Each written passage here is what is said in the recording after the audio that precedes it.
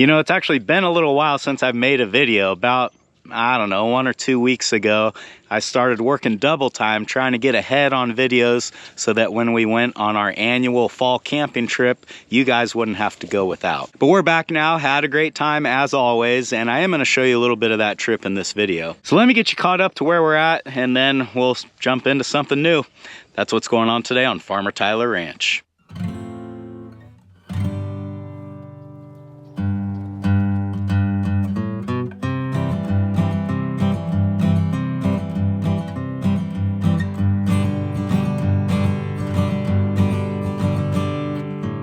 One of the most difficult things about going anywhere for more than a day is making arrangements for your animals, whether it's a dog or a cat, or in my case, livestock. So before we went on this trip, I wanted to make sure that I got my poultry net set up for the meat birds and got their mobile chicken coop moved out of there.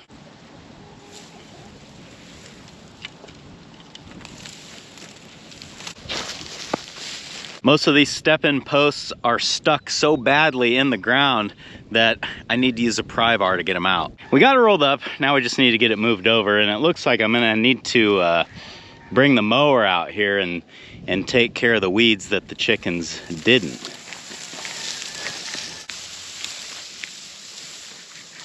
I think that the net is long enough to just sort of go around this row of trees, but before I do that, I'm gonna get my lawnmower and mow a little path so that it's not grounding out on the grass quite as bad.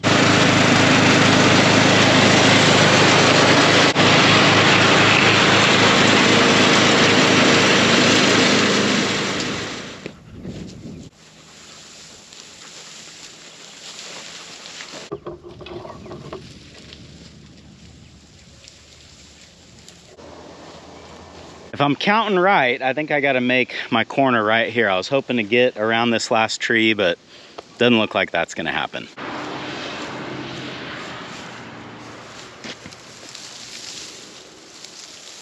All the net is up, of course, except for this corner here, and we're gonna move the chicken pen in the enclosure, and then we'll finish the net around it, and then I'm gonna bring the tractor over here and we'll just pick that up and get it out of the way.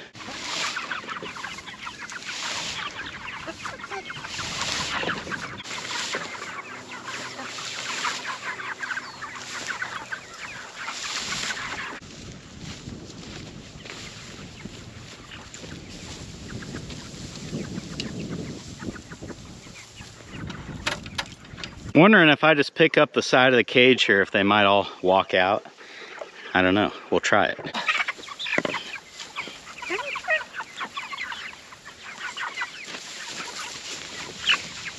You guys can fit right here for sure.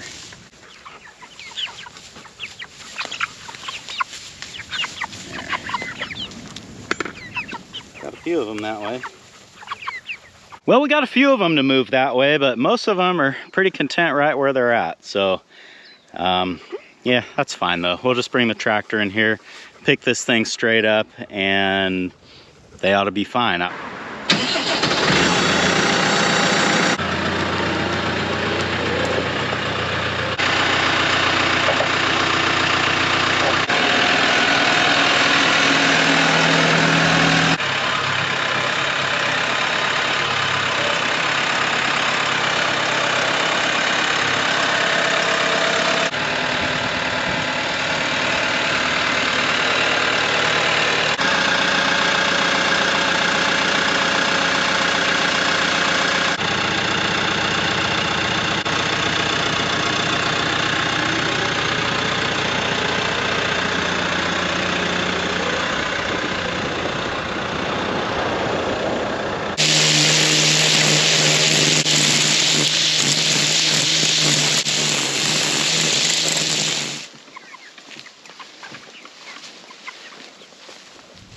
Well, finally, I got all my corners tight.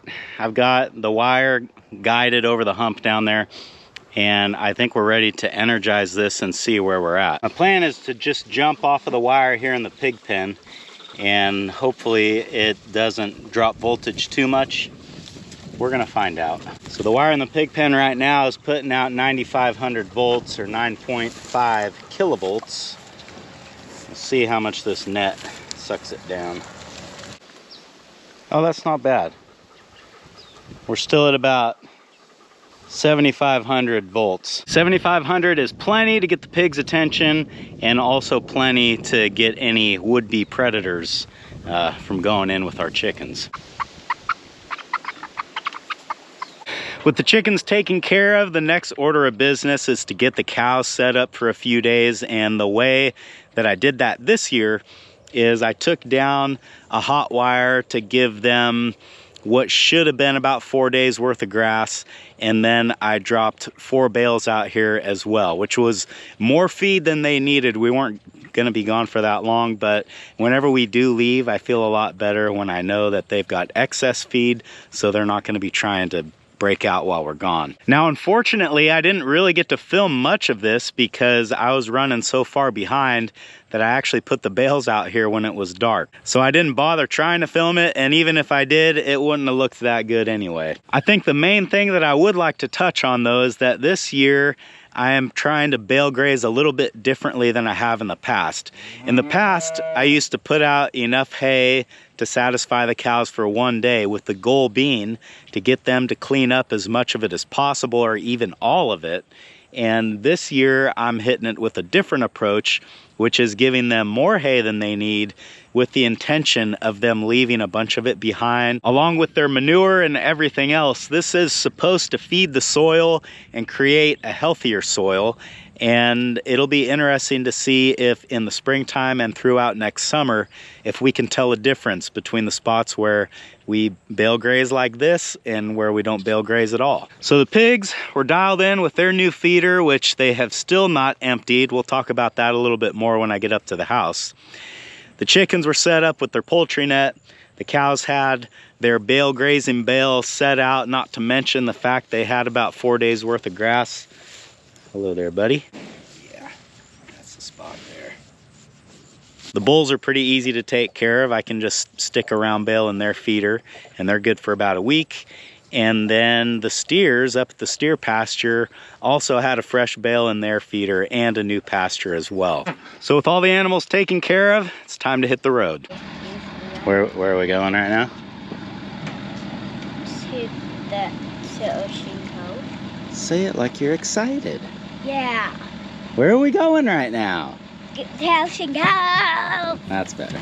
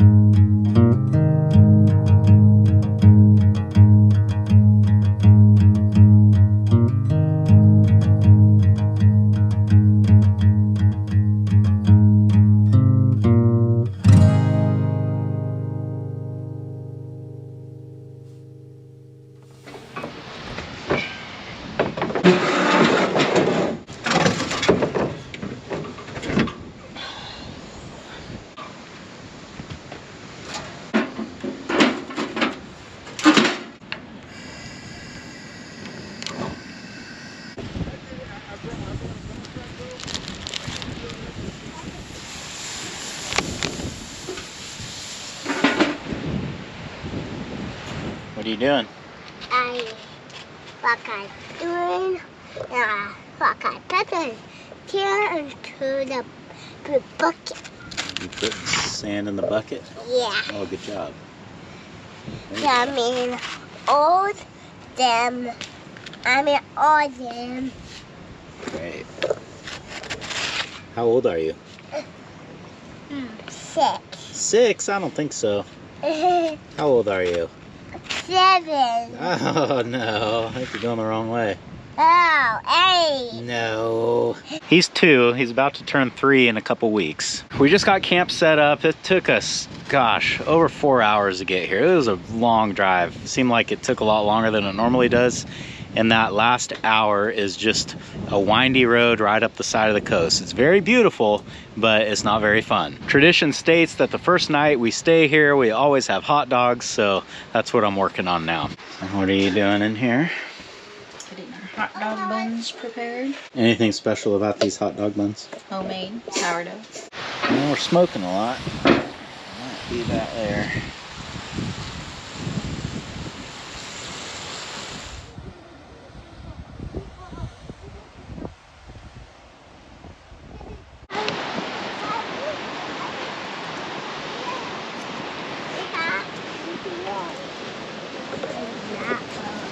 What's that rock?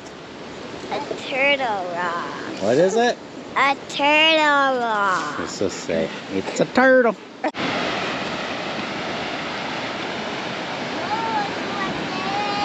We got a sad guy. I am 5 years old. How old are you? 5. When are you gonna turn 6? Pretty soon? January. Yeah, pretty soon. Pretty soon, yeah. How old's mommy? I just turned 36. 36, wow. You're 40. How old's Callie? 3? 3? Let's see. She's a little older than that. Daddy Matty cam.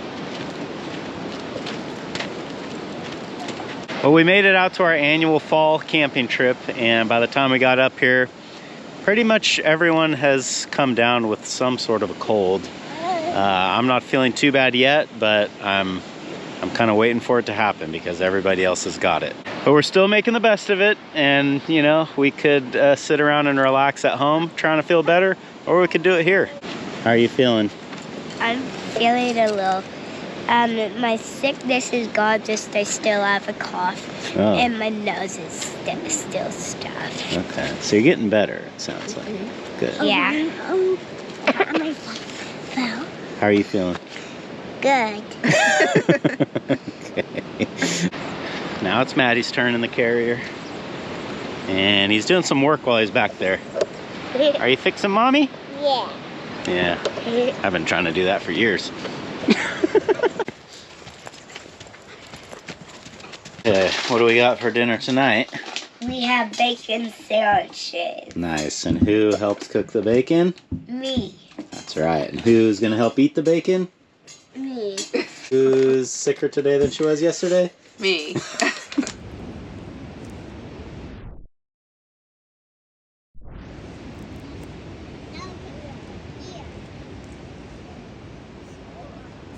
So we had a great time on our trip, but I think that we will remember this trip most as the one where we all got sick on it. And when I say we all got sick, it was all of us except for Callie. I was lucky, I guess. I didn't really get hit hard with it until the night that we got home.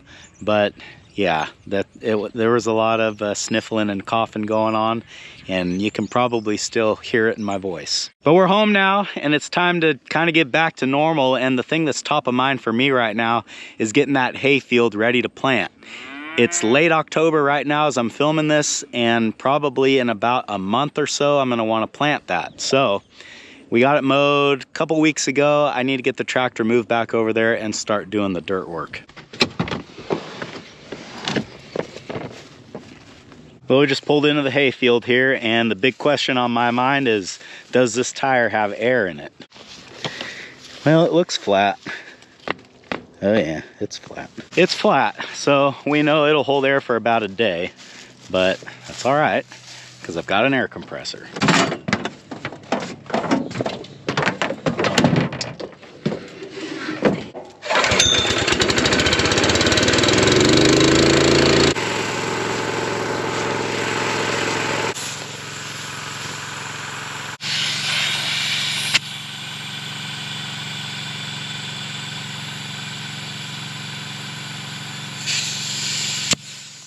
Thanks for the ride.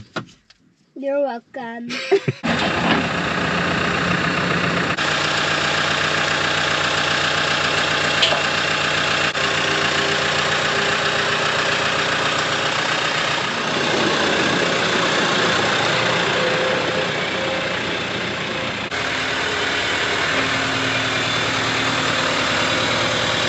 I've never hooked this disc up to the LS, and as one might expect, we need to make some adjustments to the disc to make everything work properly. The main difference with this tractor is that the tongue is a lot higher than it was on the other one. So we need to adjust the tongue on the disc so that when I set it down, the blades can actually engage with the ground. I'm going to attempt to do this in two different ways. The first way is going to be loosening these jam nuts here, which will allow this shaft to drop, which will in turn pick the tongue up. And then I think I'm just going to flip the drawbar on the tractor. That'll give us like 4 inches right there. Question is, how tight are these? This, we may not loosen these at all. We'll see. Oh, I'm gonna need a bar for that. Oh, good Lord! Well, let's see if we have any better luck with this. Like that. And this should come out.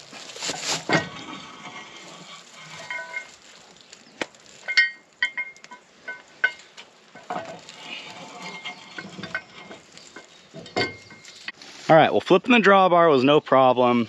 This nut on the disc has rusted itself on there. I don't know, it might need to come off with a torch, or at the very least with some heat from a torch. I've got another idea though. There is this turnbuckle here on the tongue that is kind of what you're supposed to set the tongue height with, and it was bottomed out on the jam nut. Well, if the jam nut wasn't there, then I could get like another 3/4 of an inch of travel, which I think would be enough to kind of set this right where it needs to be. And I think I'm going to try doing that, because this nut, this is not happening. This one actually will turn. And it's not even that hard.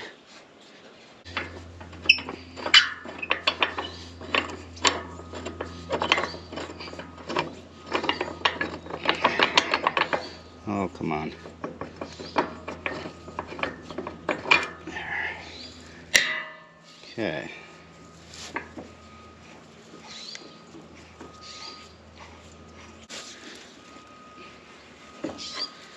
Okay, this might actually work. Big might.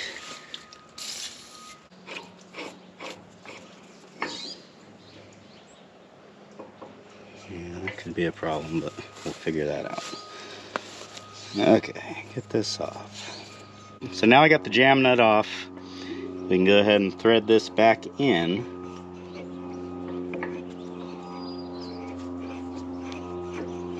And my only concern is that this threaded portion and this threaded portion might hit each other, but we'll find out here in a minute. Alright, well, we're doing better than we were. So this actually I think is going to work. Now, if you're thinking, well, but now you don't have a jam nut. Well, what we'll do is we'll just collapse this turnbuckle all the way on itself so that the turnbuckle itself is like its own jam nut, if that makes sense. And that should work. Because we need this to be quite a bit higher. And that should do it for us. Should. A lot of shoulds.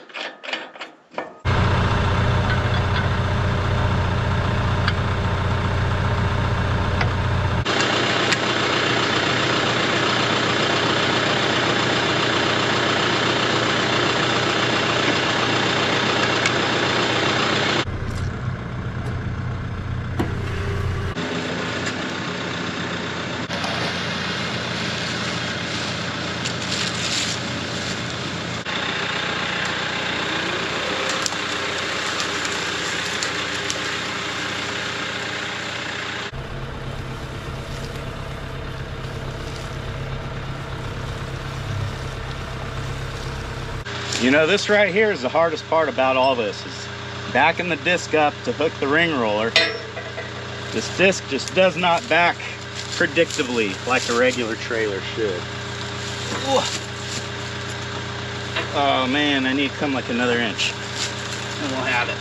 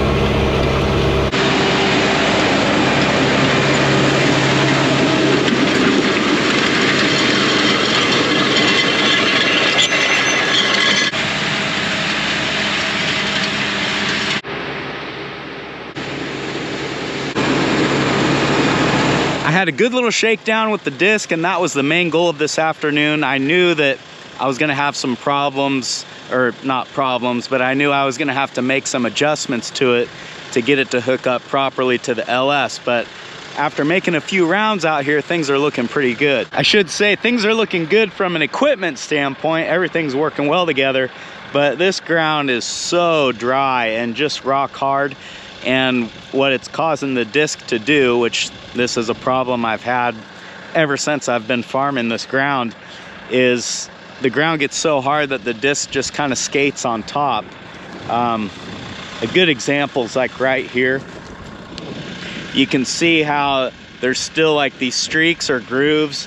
That's because the disc isn't actually able to dig down and break that ground. It's just kind of cutting a little groove on the top, as opposed to, let's see, here's a good spot.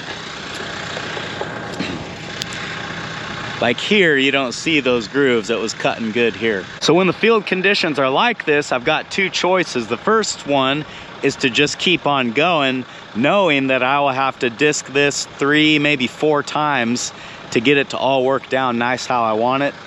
Or I can wait for some rain and the moisture will soften this ground up to where I'll probably only have to do it twice, and that would be good enough. I prefer the second option. It's easier on the equipment when the ground's a little bit softer.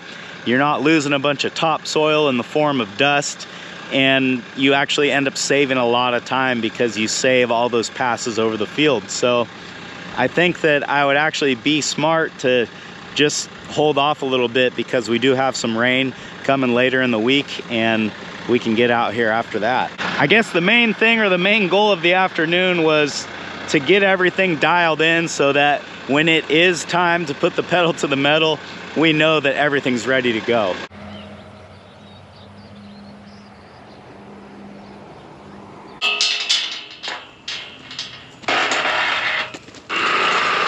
We're over here at the steer pasture now, and I want to check on the bale that I left out for these guys last week and also get them put into a new pasture.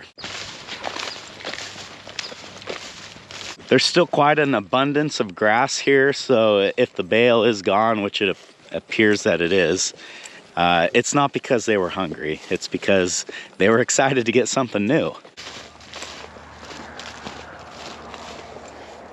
Well, you can't clean it up much better than that. Come on, boys.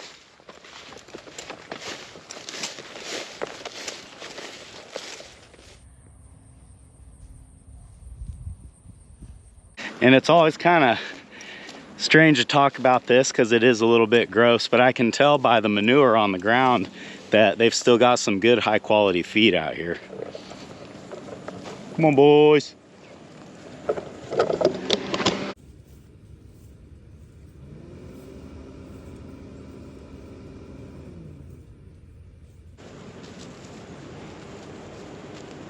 Everything looks good over here. Let's go on to the next job.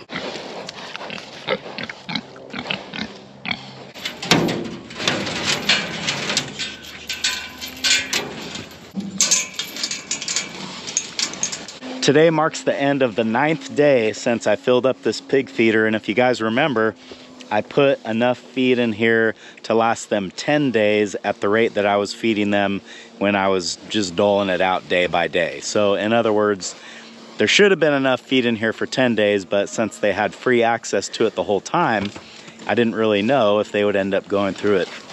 Sorry, one was biting my leg. I didn't know if they would end up going through it faster, the same, doubtful that it would be slower, but let's see where we're at. Oh yeah, it's getting low.